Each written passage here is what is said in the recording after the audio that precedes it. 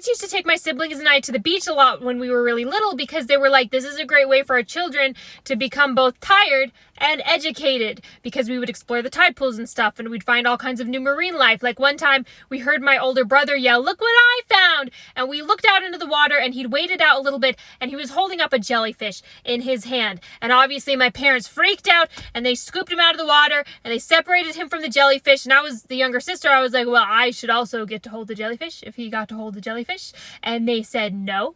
And I said, why not? And they said, because you could die from holding a jellyfish. And I was like, no, because he'd die first. So we'd know to take me to the emergency room. It'll be fine. Let me hold the jellyfish. They said no. I was angry. I was like, I have the worst parents in the world for not letting me hold the wild, venomous ocean alien that my brother found, and he got to hold it. He was totally fine, by the way. I don't know if it was one of those jellyfish that just doesn't have much sting to it, or if it had been dead for a really, really long time, but my brother was fine. My parents also implemented this rule that we weren't allowed to bring home any stones or shells from the beach because we needed to leave them behind so everyone who passed through the beach could see how pretty they were, which I still actually believe to be pretty true depending on who owns the beach, what my relationship is to it. Shells. Yeah. So we weren't allowed to bring them home, but I'm pretty sure my parents did that because they didn't want us emptying out the entire beach from our pockets into the house.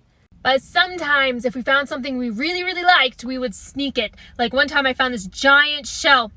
It was technically a Dungeness crab, and it was dead, and it was missing a leg. And here's what my little brain thought when I found this dead crab. If you don't know what a Dungeness crab is, it is the kind of crab you'd see like on a plate at a restaurant. It's the medium-sized eating crab. And I thought, you know, in the tide pools, there are the hermit crab dudes, right? And they leave their shells behind and you can pick up the shells and they're empty. And I thought that because this was also a crab, that it had left the shell behind. I didn't understand that I was collecting a dead animal.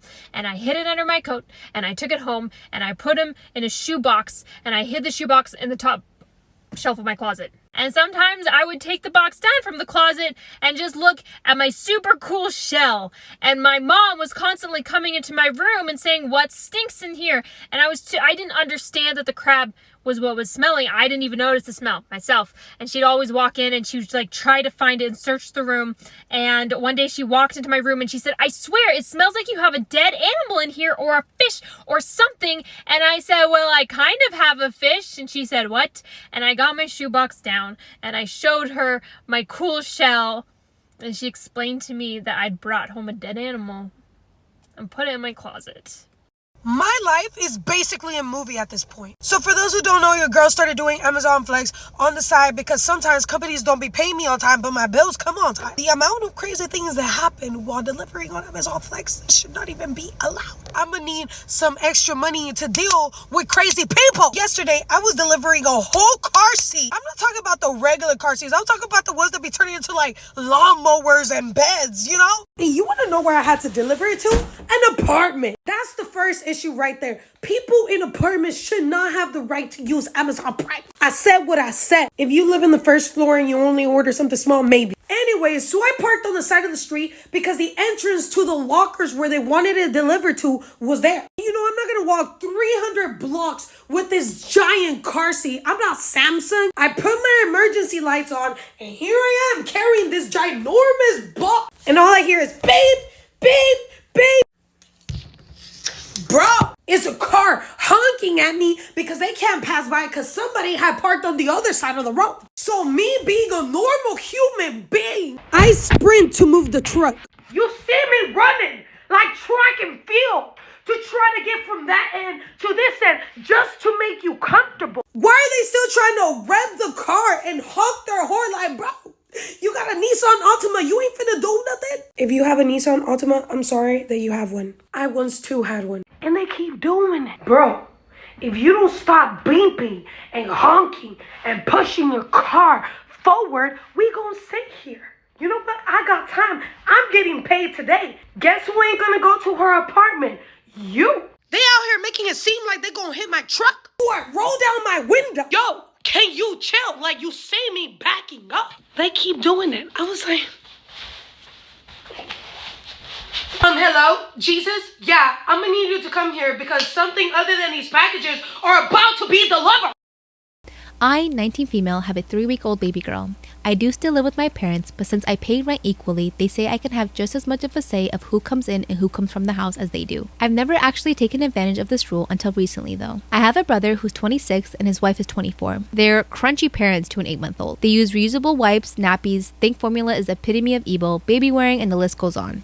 I'm the complete opposite. Pacifiers, supplementing with formula due to low supply, disposable wipes, and nappies. They are completely against the products I use and often give me things like my sister-in-law's breast milk in bags, disposable nappies their loved one has grown out of, etc. I've used some, but it's not really my cup of tea. On Monday night, my brother and sister-in-law were minding my baby for me since it was my birthday, and my baby's father, not together, very close friends and co-parents, took me to get some dinner in one of my favorite fast food places. When I got home that evening, my sister-in-law said that she did some cleaning and threw out anything I don't need. This immediately gave me red flags, but they were in a hurry to get out the door and left almost immediately. When I went into the nursery, every disposable nappy and wipe pack was gone and replaced with some reusable cloth ones. Same with my formula. There was 8 tubs of it and all of it was gone. I'm not able to replace them at the moment, and solely breastfeeding isn't sustainable for us. I was extremely angry and I just turned my phone off to avoid being mean to my sister-in-law.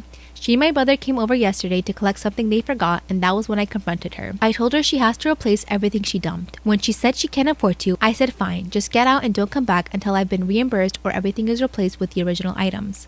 Our parents think I'm being completely reasonable here, but they think telling her essentially not to come back is taking it too far. So I had a clothing malfunction at the water park, as I'm sure we all have, but I didn't realize it had happened. I got shot out of the water slide and I was terrified, but I wanted my friends to think that I was cool. And so I threw both my arms in the air like this, and I was like, woo! I'm not afraid of water slides. I didn't just pee on that thing. And then I go skipping out of the water, and there's a lifeguard standing at the edge of the pool, and he looks me dead in the eyes, and he goes like this. And I'm distracted by that car. And I look down, and my girls were just like freestyling it. And I don't know what you say to somebody when you enthusiastically accidentally flash them at their job. And I make jokes when I get nervous, and so I just like look at the girls and I look back at him and I was like, $5, man. He didn't crack a smile. He was like a palace guard, just dead ahead. My friend's son just asked me for help with his math homework, and I said, yeah, I can try to help you, but I'm really bad at math, so like let's just take a look at it. We'll see what I can do. And his little sister, who is 5, by the way, was standing there, and she said, oh, you're bad at math. And I was like, yeah, but I'm sure you're great at math, because I don't want to perpetuate the stereotype that women are bad at math into a young child and then have her feel like she's also bad at math for absolutely no reason, right? And she said, oh no, I know I'm good at math. And she said, do you know what 5 plus 5 is? And I said 10. And she was like, do you know what 5 plus 5 plus 2 is? And I was like, 12? And she said, seems like you're pretty good at math to me. And then just walked out of the room like,